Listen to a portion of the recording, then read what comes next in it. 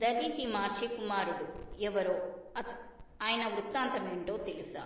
దదీచి మహర్షి సరస్వతీ నదీ తీరాన తపస్సు చేసుకుంటుండగా ఒకరోజు కశ్యపుని కుమార్తె ఆలంబున అక్కడికి విహారానికి వచ్చి ప్రకృతి సౌందర్యానికి మైమరిచి నెమిలి పిల్లల నాట్యం చేసింది.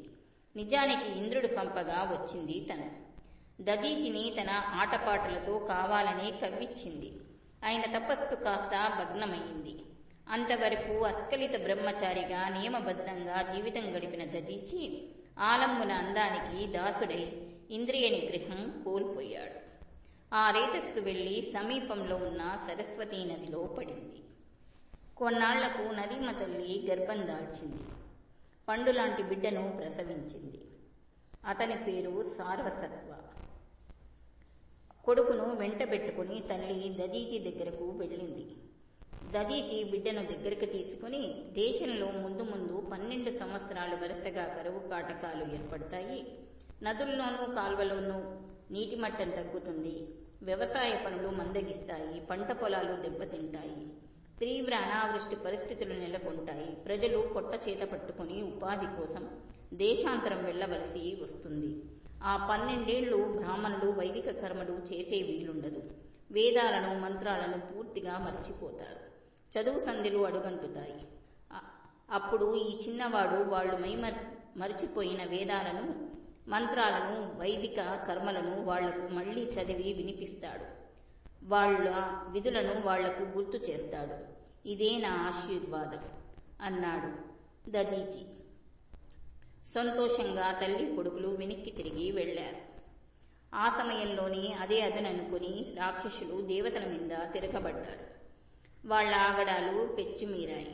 దేవతలందరూ వెళ్లి ఇంద్రుణ్ణి ప్రార్థించారు.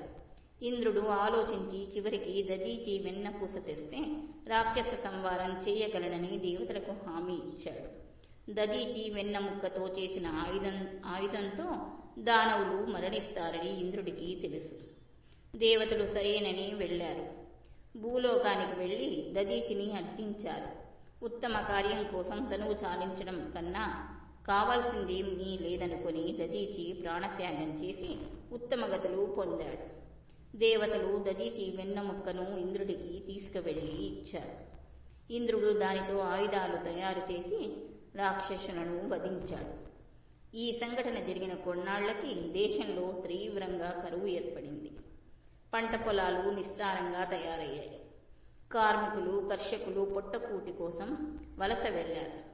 బ్రాహ్మణులు దేశాంతరం వెళ్లారు. 12 ఏళ్ల పాటు ప్రకృతి పగబట్టింది. సార్వసత్వ ఒక్కడే తన తల్లితో అక్కడ మిగిలాడు. తీరా కరువు కాటకాలు పోయి ప్రజలు ఒక్కొక్కరే స్వదేశం తిరిగి చేరుకునే వేళకు ఎవరి విద్యుత్ ధర్మాలు వాళ్లు మరిచిపోయారు. బ్రాహ్మణులకు వేదాలు ఉపనిషత్తులు మంత్రాలు స్ఫురణకు రాకుండా పోయాయి. అప్పుడు వాళ్లంతా సార్వసత్వను అర్థించారు. అతను శృతిపక్వంగా కర్ణపేయంగా వేదాలు మంత్రాలు పఠించాడు. బ్రాహ్మణులు సంతోషించారు. దేశం మళ్లీ సుభిక్షమైంది. సేకరణ